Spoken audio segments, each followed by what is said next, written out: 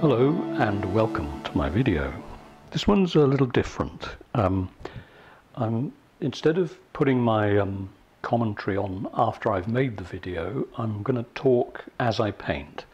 So I hope that'll give you a bit more of an insight into what is going on in my brain while I'm working, and if anything. And maybe it'll just seem more live, because normally what I do is I make my video and I just listen to loud music while I'm working, and then afterwards I get the video on my editor and I just put a commentary over the top. And sometimes I think that's a little bit disjointed, so hopefully this will make it seem a little bit more live. Now I'm going to be working on a old canvas. It's 80 centimeters by 80 centimeters, and it's probably got about 4 paintings underneath the gesso, but it doesn't matter. It's just one that I'm going to use for demonstration purposes. Painting won't actually be for sale. So, now these are the colours I'm using. It's starting from the left, my usual sap green, next one royal blue, red ochre and Payne's grey. But I'll also be using, now you may hear me walking around the room a little bit, because I'll be walking around the room a little bit, and the floor creaks. It's an old French house, so the floor is going to creak, and I'm just trying to find the other colour. It'll be phthalo blue, so I'll just have a little rummage here through my colours. Right at the end of the video I'll probably be putting in some white on the clouds. So off we go. Let's see how it goes.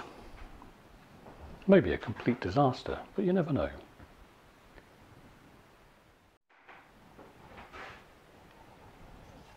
Okay, here we go. To start with, some people have asked if they could see my palette. Well, quite frankly, it's nothing special. It's not a great big wooden thing with a hole in it. It's a plastic plate.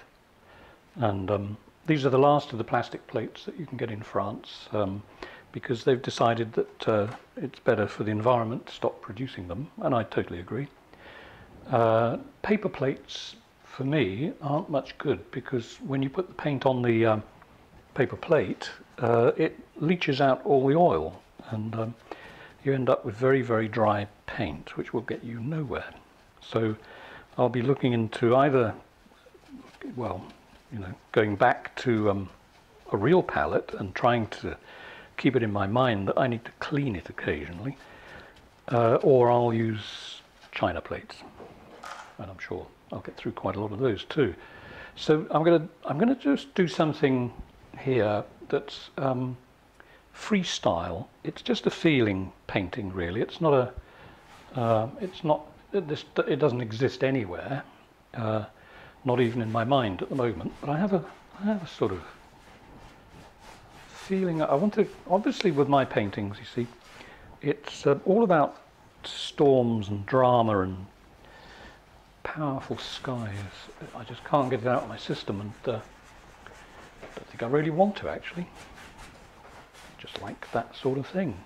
So this is phthalo blue, and an extremely cheap hardware store brush, usual stuff. This one, for those who might be interested, it's 80 millimeters wide, or 8 centimeters, and they really are cheap. They're so cheap there isn't even a manufacturer's name on the brush. The only thing it says that it's made from 100% wood. I hope that comes from sustainable forests. I'll move the camera in a minute, because below this point here there's at least the depth of the brush. But I won't be working down there quite yet. I'm going to work on the sky first. And you'll have to bear with me because of the way that I paint and think. I use the word too many times. Of course, when I'm editing the or doing the narration after the painting, it's easy for me to edit out all the ums. In fact, the last painting I worked on, I counted the number of ums and ahs and hmms, and I think I took out about 60 of them. So I will try not to say too much. Okay, right, just a few things before we really get into it. The main thing people ask me is, they say, well, what sort of oil are you using? Well, it's usually linseed oil, and it contains a cicative. This painting, I'm not using linseed oil, I'm using alkyd, which is excellent stuff. It oh, there's another it's one of those colours, one of those mediums that, well, it has a slight odour, but it's nothing offensive. It's oh God, stop saying It dries in about 5 hours, which is more than enough time. Obviously that's slower than acrylic, so it's a lot of time to sort of play and have a bit of fun. So I'm going to have my dark side over on the left here, and I'll have some light over this side, and I'll try and think of something vaguely exciting to do with the cloud formation. This is all, at the moment, all that colour. This is just phthalo blue, and I'm going to start introducing a little bit of Payne's grey, just to increase my thunder. So, for those who don't know what alkyd looks like, it's this stuff. It's sort of gloopy. What colour is it? I suppose it's I don't know, the colour of strong jasmine tea. It doesn't impart a colour into your pigment at all. Even though it is this colour here, you can mix that with white, and it won't make the white look yellow. It's very, very good stuff. So here, I haven't bothered cleaning the brush yet. I'm just pushing what's on the brush into the alkyd, and then I'm going to shove a load of this in here. This is Payne's grey, another one of my favourite colours. It's a lovely colour, actually. You can do a lot with it. So I'm just going to put a few dark shapes across there, and all the way up the top here.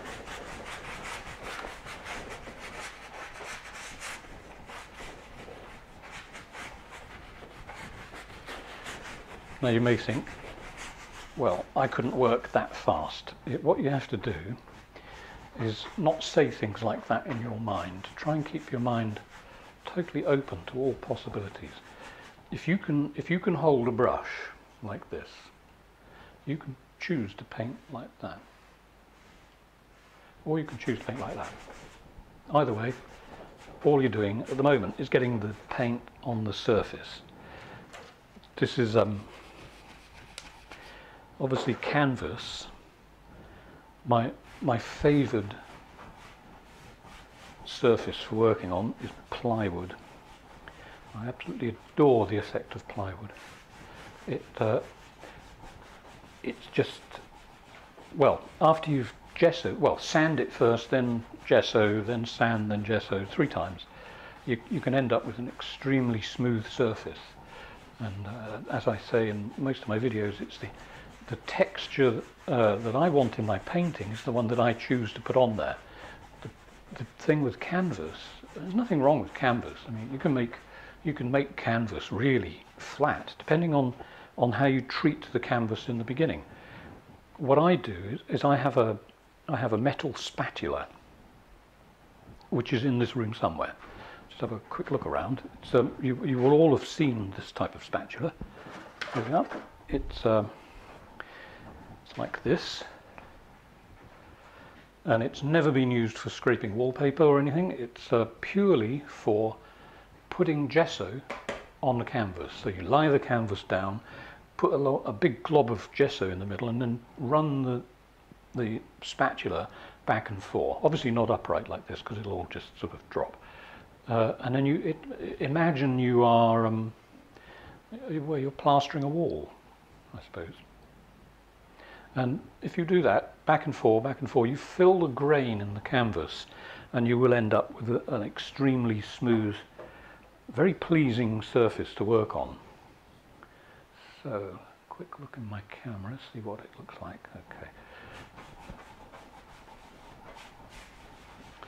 So this is all about just quick forms at the moment, just feelings. I'm going to have a really dark bit of cloud here eventually.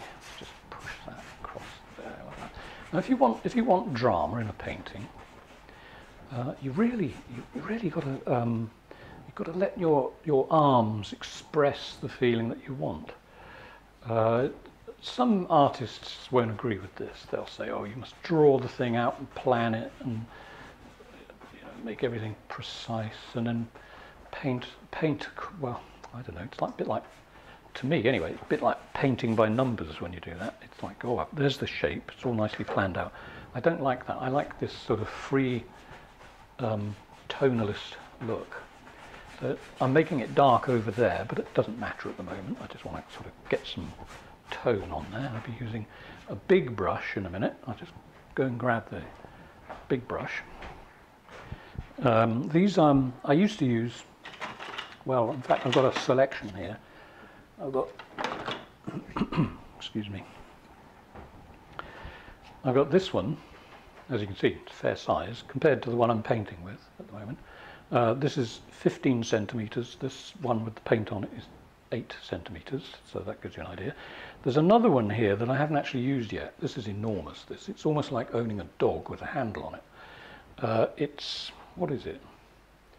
3 by 12, so it's 12 centimetres wide and approximately 3 centimetres thick. I haven't used it yet, and I'm sort of holding off because I'm almost afraid to defile it, but I'll find somewhere to use it eventually. And again, that sort of brush isn't expensive. You can get them for, I think it was about €9, which I think euros are quite close to dollars. So it's, as you can tell, it's not that expensive. Okay, so back to this. I'm going to put a bit of light across there in a minute, because obviously well, not obviously, you don't know. I like a light horizon. So I'm just going to get another small brush. This one here is, that's going to stay as a dark brush from now on. So what I'll do is get another one of the same size. Never been used before, and I'll show you a little trick.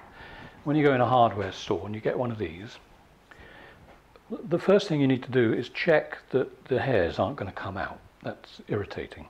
So you can either do this, that's the sort of natural thing people want to do, and it doesn't actually do anything because you're only touching the hairs this side and this side. If you want to get the hairs out, just run your finger along the top like that and take a look at the top of the brush. Any that are loose pop up. Sometimes when you get a brush that isn't very good, they'll fly out like little rockets. So if I do that, this one I may have, well, in fact I know I would, because when I'm in the shop buying these things, I always check them before I actually get to the checkout, and just doing that. If nothing's popping out of this now, it's because I've already checked it. Anyway, so that's a safe brush to use. If you do get a hair on your painting, don't go around picking it with your hand like that. Just flick the corner of the brush on the hair, because at this point in the painting, it doesn't matter what goes on here.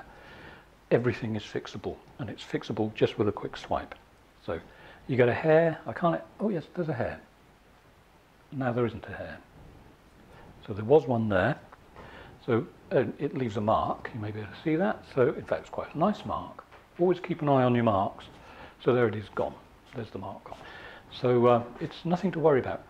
That's one of the things I tell my students when they come here. At this stage of the painting, you mustn't get bogged down with the feeling that you are going to make a mistake. It doesn't matter. Okay, this is royal blue straight from the tube. And what I'm going to do is just put a streak along the bottom there. Hope you can see that. You can. Now that's darkened the paint that's on here. Okay, so I'm going to get my giant kitchen roll. This one's almost had it. I think I've got another one or two there. And this is for, as you know, must know me by now, no turpentine, so just wipe the brush, all you need to do. What's left on there is really just a stain. If I go up there with it, you see, it hardly makes any impression. Another nice big glob of blue paint.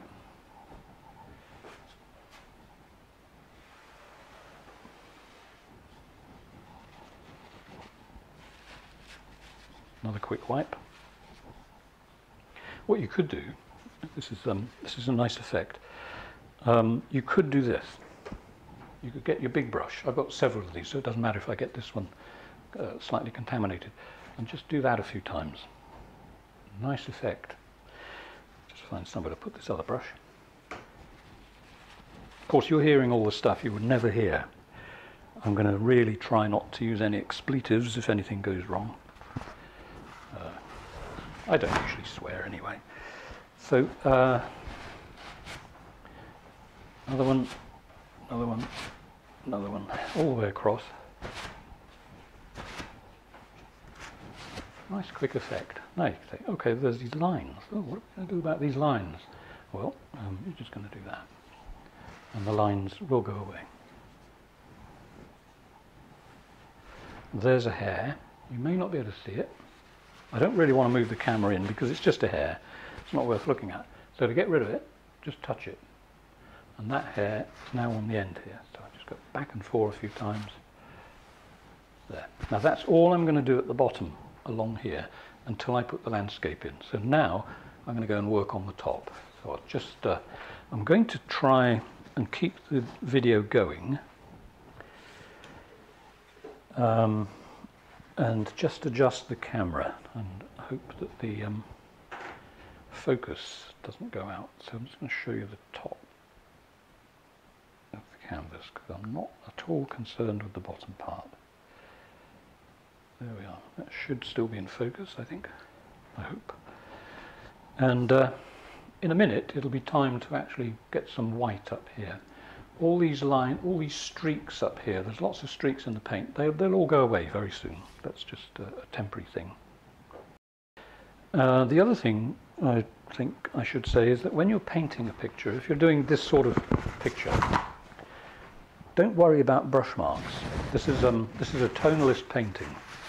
A tonalist painting, or even an impressionistic painting, it's quite acceptable to have brush marks. Nobody ever told Van Gogh or Claude Monet to get rid of those brush marks. The brush marks add a certain life to a painting. So at the moment we've just got this dark cloud shape, and I think I'm going to break up the top a little bit. I'm going to just use the big brush, go over it a few times, soften it down. Then I'm going to put in some light up here.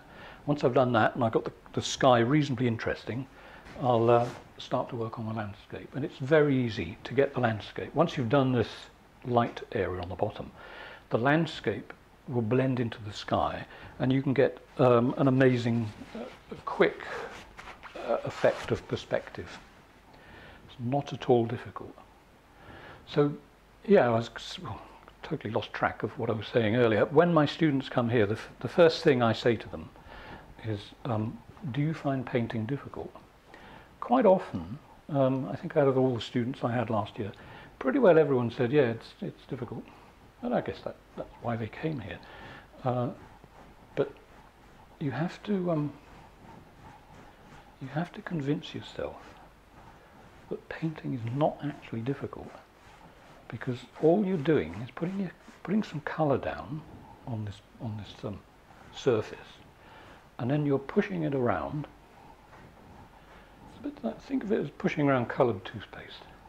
It's the art, I think, of this sort of picture is knowing when to stop.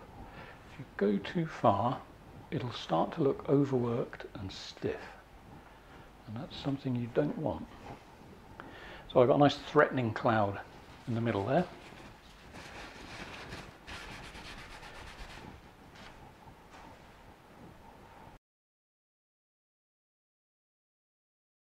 As you can probably hear, I'm getting through quite a lot of this stuff, and because as I work over the sky here, what I'm doing, I'm not using the brush like that. I'm using it like that. So the part of as it comes in contact with the painting, it's literally just the edge.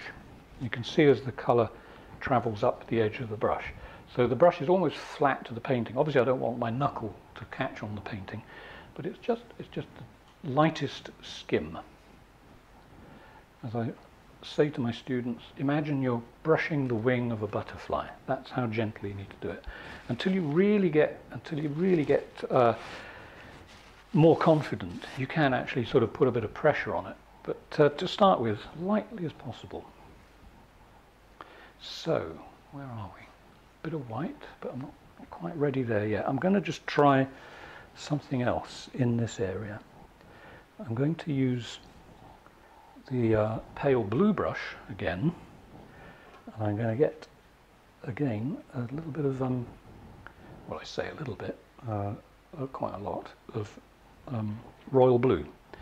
I'm just going to sort of work it into this here. Just it's bright. The blue is a lovely blue. It's an absolutely gorgeous blue.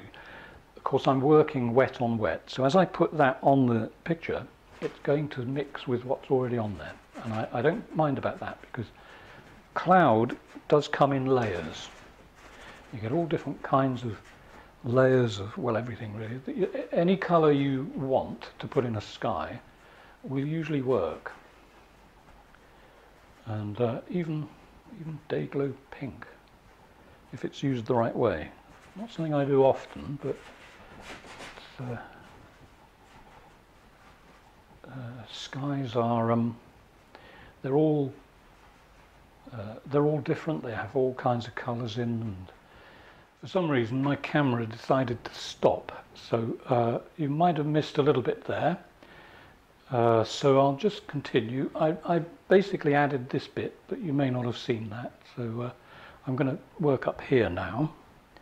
And I think I'm going to actually introduce a little bit of red ochre. Now, I'm going to use a special brush for this red ochre. That's me attempting to be ironic. This is the red ochre, and I'm just going to do that.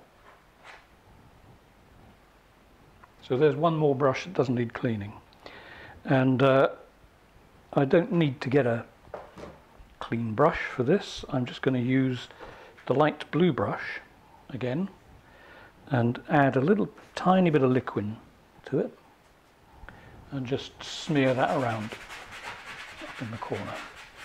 This is the point in a painting when people think you're completely crazy and have obviously lost the plot, but there is an inkling or a twinkle of method in my madness.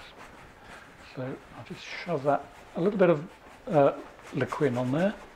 Look what happens when I push that into the blue. It makes quite an interesting colour. Just scrubbing it in at the moment, and then what I will do, and there's a hair, so there's the hair gone. I don't know whether you can see that. There's this camera that I'm using, it's a Nikon. I've had it for years, probably, wow. In fact, I think it's about 12 years, and it's been quite a good camera. It does really good still shots, but for some reason, video is not exceptional. I have a new camera on order, which is apparently the business. It's well, it's not exactly costing an arm and a leg, but let's put it this way: it's expensive, but it's got all the right buttons and whistles on it that hopefully will help me achieve what I want, and that is to be able to make videos that actually have a bit better quality. There's a of course, who knows when it'll get here. The post, because of the current situation, is quite badly affected. Everything seems to take a long time to travel around now. Now this colour, see, I can lift a little bit of that off not a lot. I mean, it's quite thin at the moment. It's covered in streaks and brush marks, but I can take some of that, you see, and then introduce it over here. Excuse me. This is what you could call local colour. Local colour is an interesting thing in painting. It's like if you paint a vase with some flowers in it, and you just paint the vase the colour it is, without reflection in the vase, and it can be well. In fact, it won't just work for vases or vases. It could be anything. You need a little bit of the colour that is next to the colour you're working on to tone everything together. Think of a painting as being like a bit of music. So you've got your main theme and a bit of music, but you've also got underlying layers going on, and it's the same with painting. You need underlying layers of colour. I'm just going to put in a few shapes there. You see this, because everything is so mobile. If I put a mark here really strongly like that, I can take paint off, and then if it doesn't look right, I can just sort of go over it and put it back. So yeah, I've got a decent camera apparently on its way, and hopefully that will improve the quality of my videos. They seem to be doing okay though. People seem to like them. Hope so. I don't have any problem with painting, and but what I do have a problem with is actually stringing the video together, and another hair there, stringing the video together and making it look smooth and professional. I know it isn't just the camera, I guess it's other factors. Here's something else that I do often. I'll just show you this because I'll get rid of it in a minute. But with paper, let me just give you a quick paper demo. Okay, so there's a piece of paper. Let's just cut that down a little bit.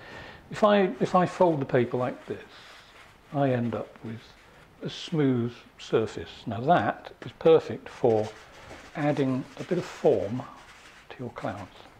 But you have to remember, wipe, and that is now no good. That's not good for what we're doing here. Then you have to find another clean bit, smooth that out, like that. So it looks like the top of a button mushroom. Move a little bit of paper away. Soon as it looks as though it's had it, technical word for finished, it's had it, in the bin. And you can instantly add interest to your cloud. Blue is one of the most powerful colours you can buy. It's to do with, I think, not sure about that, I'll have to check this. It's to do with the size of the granules that the pigment is made out of. But blue is quite hard to shift. That's why quite often when you clean your brushes, you will notice that a lot of them tend to still have a blue tinge. It's the hardest colour to get rid of. So I'm trying not to hit my microphone with the paper. I think I did that a minute ago, and it might be a bit disturbing. So here you see this effect. It's quite nice. It could be that may be all I need to do to that bit of cloud. Maybe I don't need to add white to it. I will, but you could leave it like that, because the effect is interesting. I did a video called "The Illusion of Detail," which hopefully you might have seen. It's my most successful video. I put it up a year ago in January, and it's got over 1.3 million views, which is something I'm incredibly grateful for. So if you watched it, thank you. If you haven't watched it, why not? But I'll forgive you. Something I mention is that it doesn't matter when you're painting a picture how much paint is on the picture. It can be ultra thin, or it can be 1/4 of an inch thick if you want. It's the effect you're after. Most paintings aren't aren't painted to be looked at nose to paint. Unless you're one of these high detail people, then they take great pride in it, and it's very skillful. To paint detail is quite technically quite a tricky thing to do. But if you can get that effect without spending hours with a small brush tickling away, then all the better, I think. But that's just my opinion. I know there will be people out there who disagree. It's the nature of people. But it makes life more interesting. We're all different. Okay, so interesting little bit of cloud coming along here. Not worried about any marks that look too untidy, because I can sort them out with a quick swipe of my big brush. So I'm working down here. I'm going to be on the landscape in a few minutes, for those of you who are only here for the landscape, and show you how you can just chuck in a quick bit of salad under your sky. So, dark brush again, bit of Payne's grey. How dramatic shall we go? Let's get some extra layers. Oh, I think I need to move the camera. Right, let's attempt to move the camera again. Hopefully, without making you all seasick. Oops, there. Okay, so there's the bottom of the sky. Okay, I'm just going to add a few, hopefully, interesting bits through here. Just going to check the focus again. Good. You know, sometimes when I make my videos, I'll do the painting really quickly. Usually about an hour, I suppose. I like to do paintings as fast as possible. And then I sit and I agonize over what I'm going to say. Hopefully this is going to be a success. I hope there aren't too many pops. My microphone does have a little pop filter on it, so hopefully it's not too painful for you. And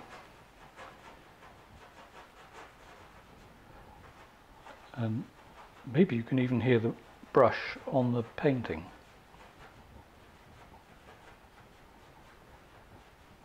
It all adds to the painting experience, possibly.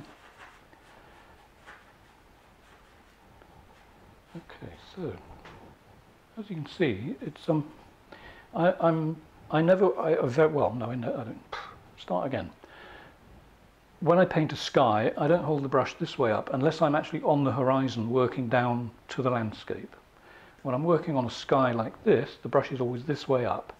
I very rarely hold the brush pointing directly at the canvas, because there's no need to. It's just not necessary. If you hold the brush like this, you can see what the brush is doing, because I'm looking over the top, obviously, and I can sculpt whatever I want to put in there.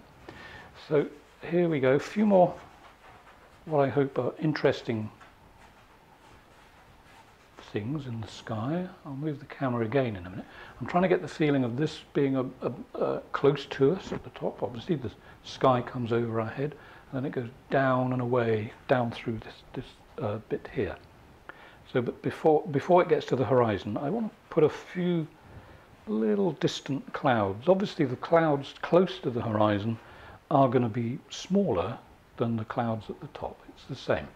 The landscape obviously goes close to distance, and then the sky goes distance to close.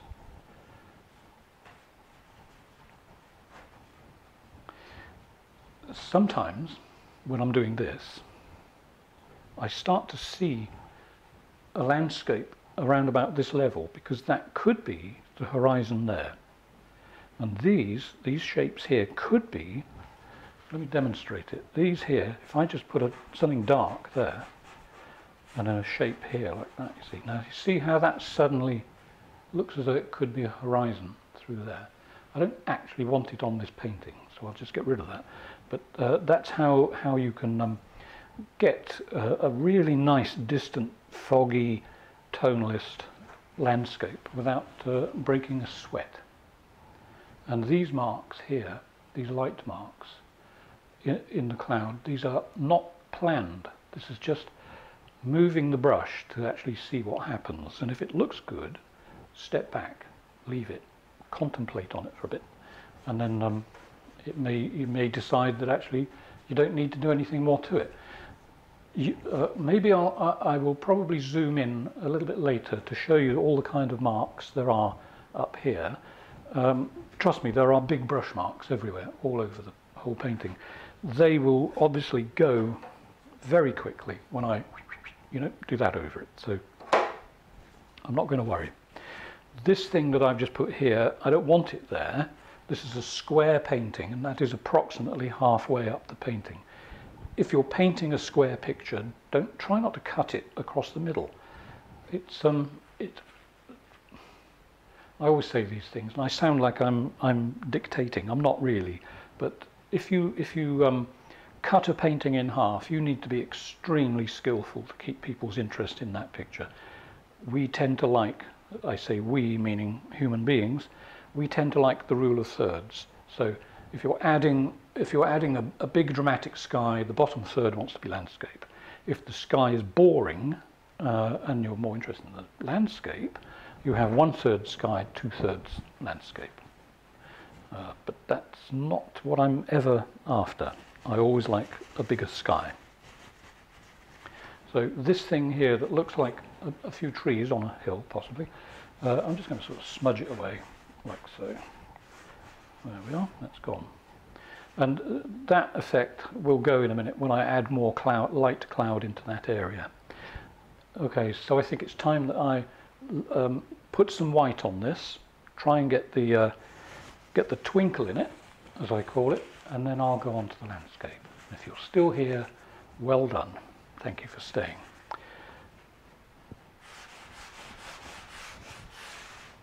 Right.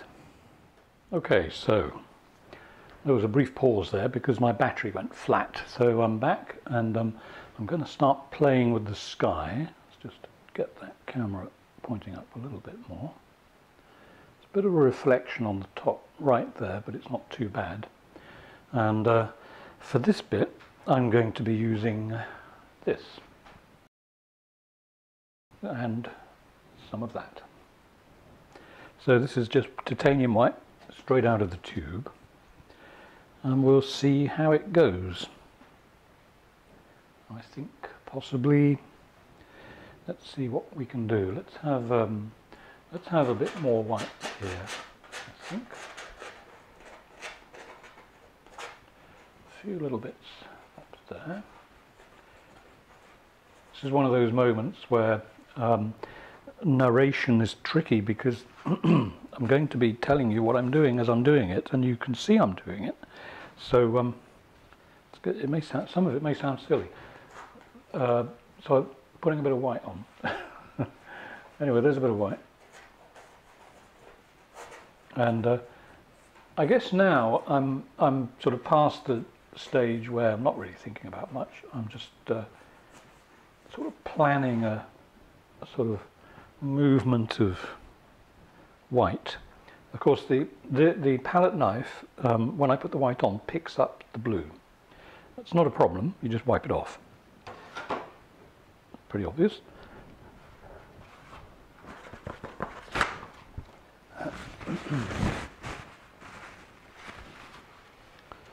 So let's see what we can do to make this interesting.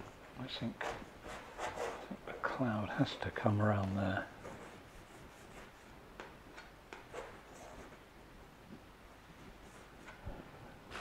So I've got palette in one hand.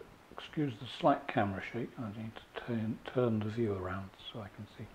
Okay, so I've got palette in one hand with a lump of white on it and paper just to clean the palette knife each time I use the colour. I think we'll have some there. Another wipe. and then I think I'll come down here quite strong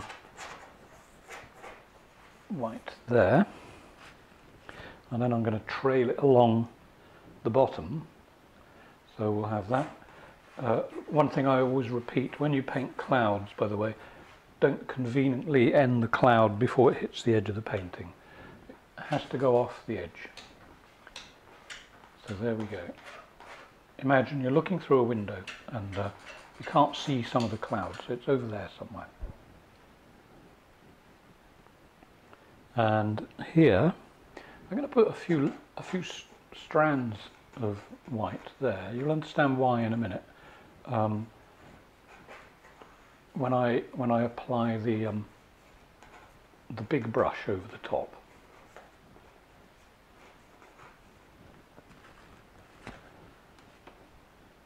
So we're going to come around. I think a lot of light there. Definitely needs a strong blast of light in the middle there. Well, that's handy. So this is the automatic palette knife. You just apply it to the painting and it does it for you. Never done that before. So let's strengthen this up a bit there.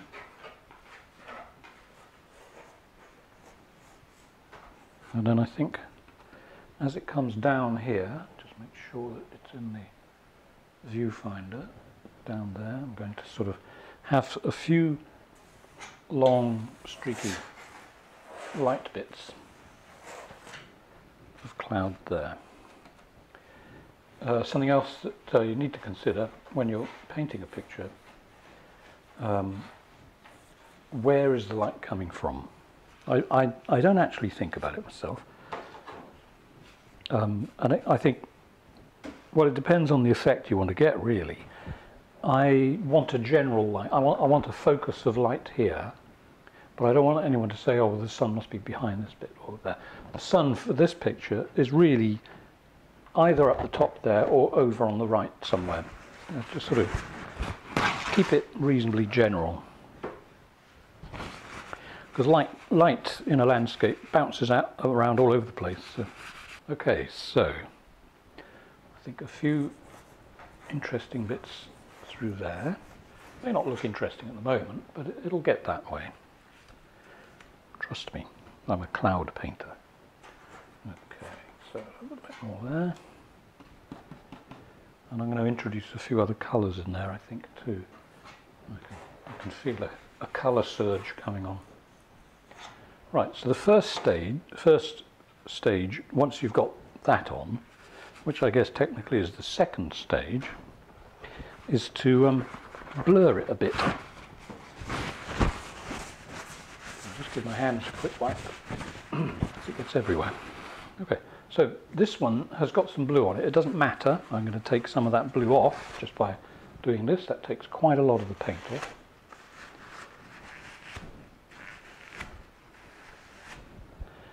That's about as clean as I'm going to get it at the moment. And then off we go just to see what happens. Let's see what happens when we do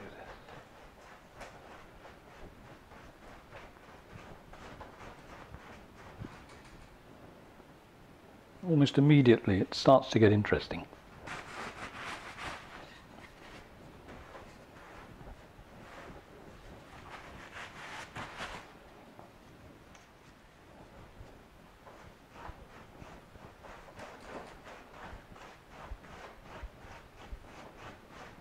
And the brush marks that were up here are now almost gone. Very, very light touch. These lines here, can you see them? There's a few lines there that look a little bit artificial, and that's easily done just with the corner of the brush. Just knock them about a bit until they disappear. And then down the middle.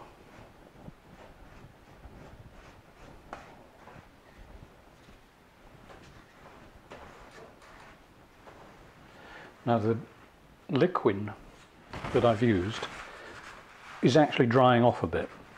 There has been a slight delay in the process because my battery in my camera went dead.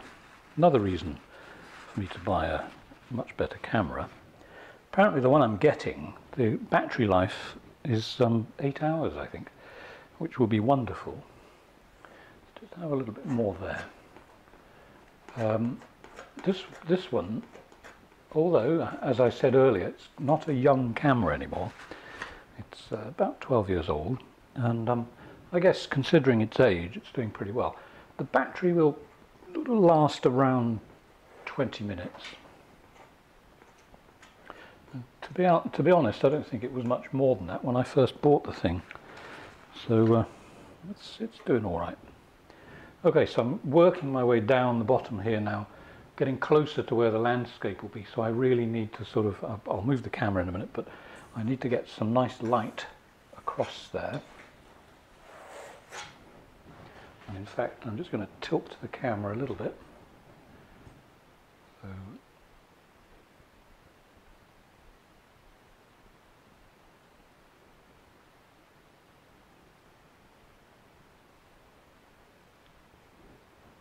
So there you should be able to see the entire bottom of the painting. A little bit of extra focus.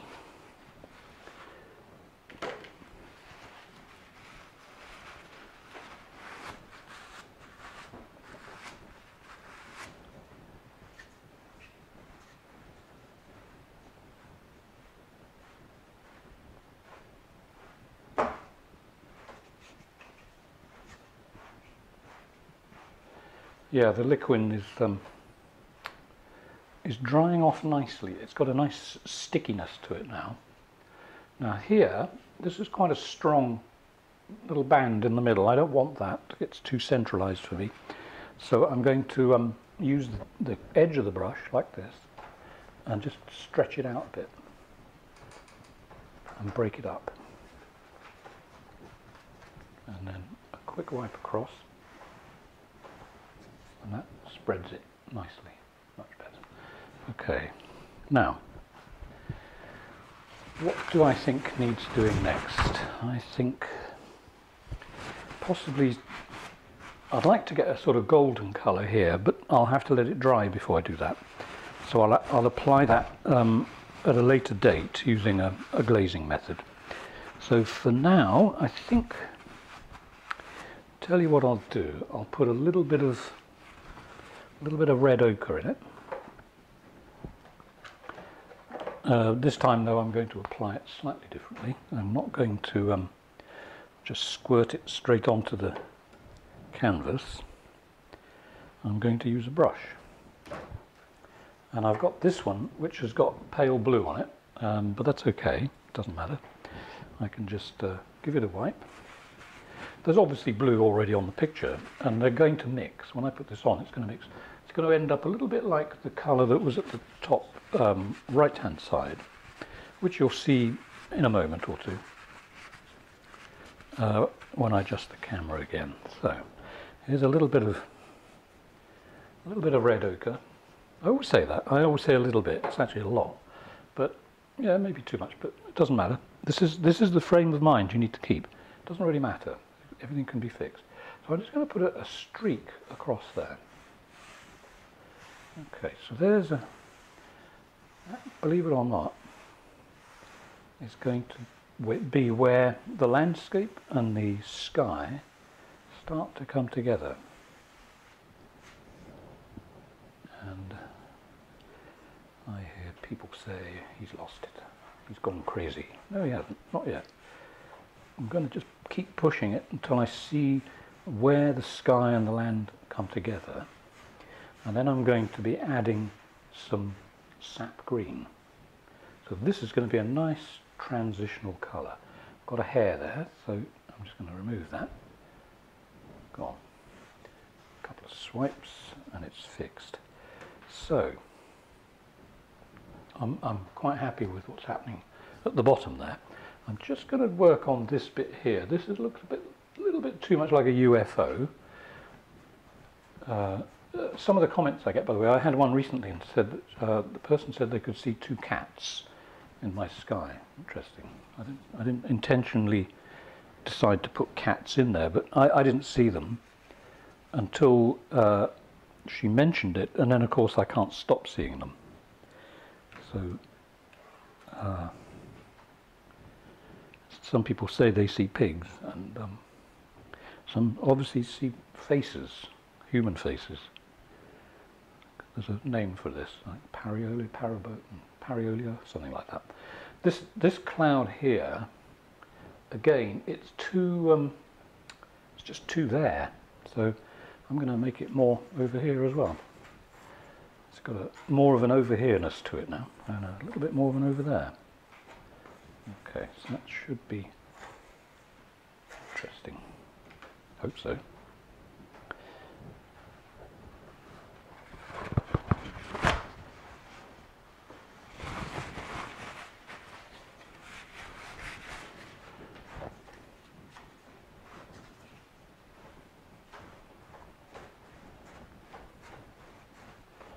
Right, now I'm going to start to get a little bit, I don't know, what do you call it? What am I going to get? A little bit artistic. I'm going to start curling the paint a little bit so that it has a bit more movement to it, a little bit more fluidity. Maybe the odd bit of rogue light colour coming into this here. Just to be Mr. Exciting. That doesn't happen every day. Right, so let's have a few lines there, I think, just a few changes of tone. I don't want that to look too solid up there. And also, I'm going to go back up to this area. Once I'm going to do it, I'll move the camera so you can see what I'm doing. But that's got that sort of brownish, sort of maroon sort of colour. And I'm going to try and get a little bit more form into it. It's a bit too flat at the moment. So, where are we? Let's just have another layer down here. That could make it more interesting.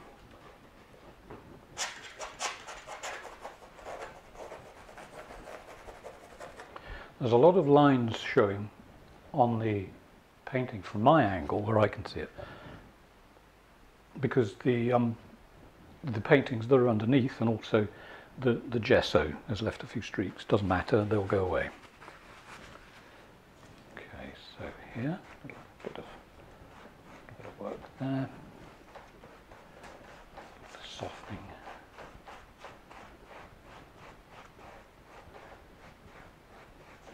That looks interesting. I don't want it too flat. As I said earlier, I like a bit of texture. So there we go. Now let's just have a look at that in the camera. Pretty cool. Good. So I'm going to adjust the camera again.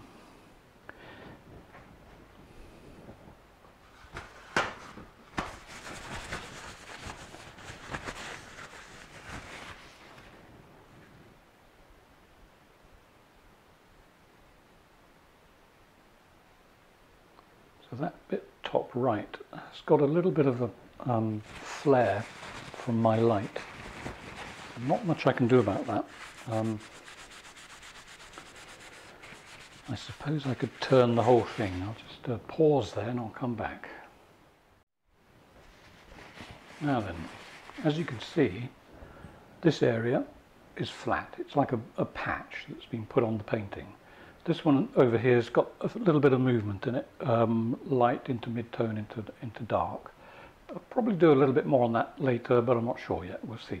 But this is my main focus at the moment, and the way that I'll get around that is basically to use a brush that I used earlier, which has got a little bit of grey in it.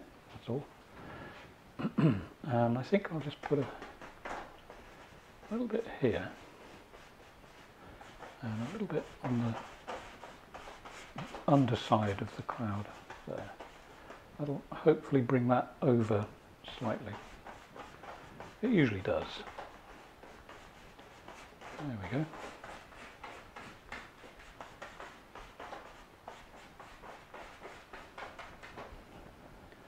Okay. So, not too bad. Right, I'll go with the big brush.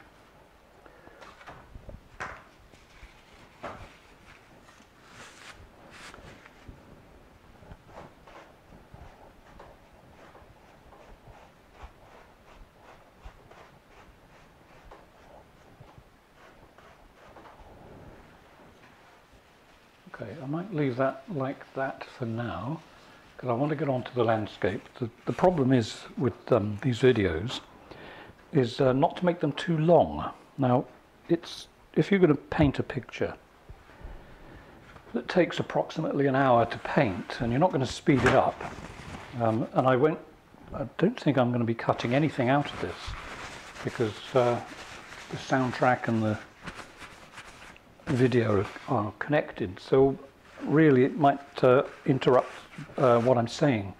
In other words, you'll lose the gist, or I'll lose the gist anyway. I'm quite capable of doing that. So you're getting it in real time, and YouTube tend to recommend that videos are of a certain length because people lose interest. I'm not sure whether that's the same with people who are into painting, because generally they are here to learn how to paint. Skipping through a video on painting doesn't seem a good idea to me. If you want to learn the process, then you need to see the full process. No point in seeing a little bit of it and thinking that you can do it, because frankly, you know what they say, a little bit of knowledge is a bad thing, whereas a lot of knowledge is a good thing. So it's in people's interest to look and watch the whole thing. In my YouTube analytics, it tells me that the average amount of time for someone looking at my videos is around about 11 minutes, which is actually quite good. Some videos that I've made, people seem to have lost interest after about 6 minutes. And looking back at them, I'm not surprised. But let me know if you actually watch to the end, because it's all useful information, because there may be something that I'm doing that people will find incredibly boring. It could be the sound of my voice. Maybe you don't like me talking, but if you are making a video that is instructing people, you have to speak. You've got to explain what you're doing. You can't just do it in silence. I mean, it's guaranteed to put people in a coma. There we are. I'm quite happy with that. Try and avoid any repetitive shapes in the sky. That's one of the kisses of death with sky painting. If you paint a little bobbly bit here and you like it, it's a very big temptation to paint another bobbly bit and another bobbly bit, and then go and do it the same all over the painting. If you look at paintings by John Constable and in fact William Turner, they both fell victim to this on several of their paintings. It's a sort of unconscious thing. It's like, oh, I've done that, that's nice, I should do it again because it'll be even nicer. But in a painting, it doesn't work. You have to, every bit of the sky has to be different, otherwise it will not look natural. Right, the next stage is going to be me moving the camera so that you can see how I put in the landscape. The landscape's going to be very quick. It'll only take a few minutes to do. So we'll do that next. Okay, the next part, sap green. I've already got some red ochre, and I may add a little bit of Payne's grey. So here's the red ochre. I have a lot of these plates. It's quite good when you're working. What I do is I have a stack, and then this is the top one I'm working on. So when I've finished with that colour, I can just peel off, I can attempt to peel off the next layer, and I can have green and brown and blue or whatever, and they do stack quite nicely. I don't have a thing against wooden pallets or anything like that. I'm notorious for not cleaning them, and I got sick of having to ditch them, frankly. Although I do have a good sander now, so I guess I can just sand them back down to the wood. Another quick look at my palette once I juggle stuff around a bit. There's my palette again. Red ochre, sap green, and up here Payne's grey, and probably another gloop or two of this stuff. This is not cheap, but it's well worth it. When I teach people here, on the first day, I paint a picture and they just watch, usually. And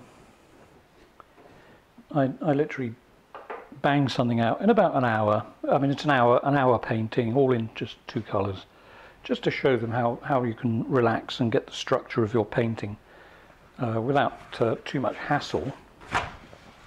And when they have finished their, it's usually a 5-day course. I think I had 2 people that came just for 1 or 2 days. It's usually 5 days. Once it's all finished, then I post them their painting. Now, I've been finding that linseed oil, even with a cicative is a drying agent, it can take a little bit of time. And I've still got some to send to people because they're just a little tiny bit too sticky to put in the post. So liquid though, by this time tomorrow, this will be dry, basically. And so it will help when I have to get down to the discipline of sending people their paintings. Now, this is going to be an incredibly simple landscape. So there we've got a nice bit of brown across there, and all I'm going to do is just make it up as I go along. So I'll just do rolling hills landscape, maybe a bit of light on the landscape over here, and we'll just see how it looks. So let's just have sort of a line there, just a bunch of trees over here, and we'll come across there, and I think we'll make it so that it almost disappears into the sky on this side. I'm leaving the odd light bit here because I'll need that to put something, some other colour on at a later date.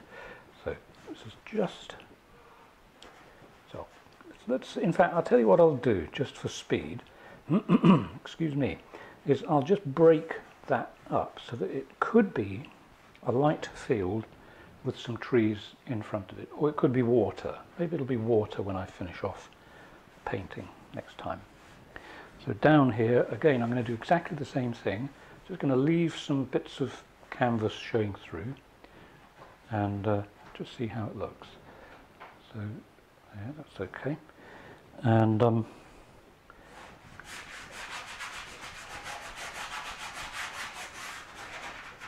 bit of dark. Or if you make your foreground really dark, it'll come towards you more effectively. It'll give you a really good idea of perspective. A little bit more liquid. A little bit more Payne's grey because I want it really dark.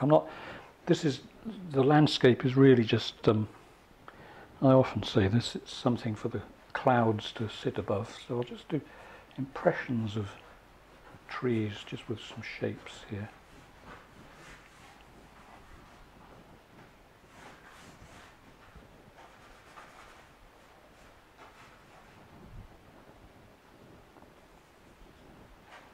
To have something there, something here.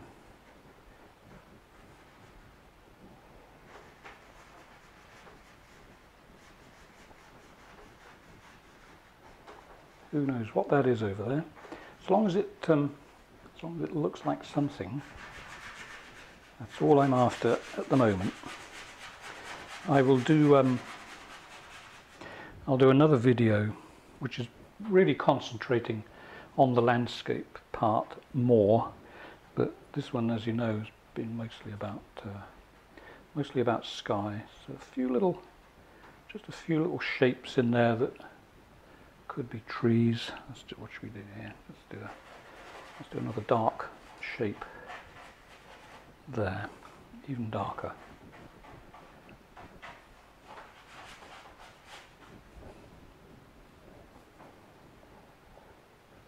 Could even be snow, couldn't it? It could be snow. Let's have something over there. Let's fill that one in a bit. There we go. Or it could be a bit of I don't know, could be flood, could be a flood. Not a nasty flood though, friendly little flood, marshland, where nobody lives and everybody's used to it. Okay, there we go. I think that might be all I need to do for the moment. Now then, how's that looking? Yeah, I think that'll do me just fine for now, I think. Possibly a little something there, just a little stopper to keep people from going off the edge of the picture. And there we go. What else? That just troubles me. I'm never really happy.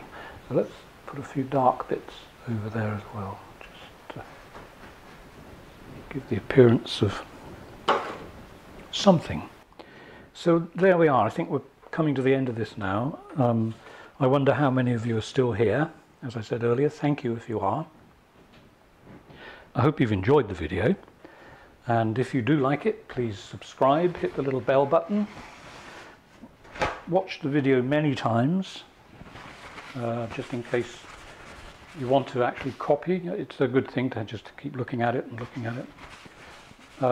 And I'll see you on the next video. So let me see what else I need to say though before I actually finally go. I have a Patreon page. If you want to contribute, please feel free. What else? My Facebook link will be in the description box. What else will be in it? There'll be all kinds of goodies. If you're interested in coming here for lessons, then you can contact me through my website. That will come through eventually to my email, and maybe we can meet up sometime.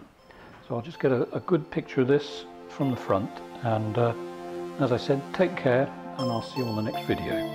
Bye for now.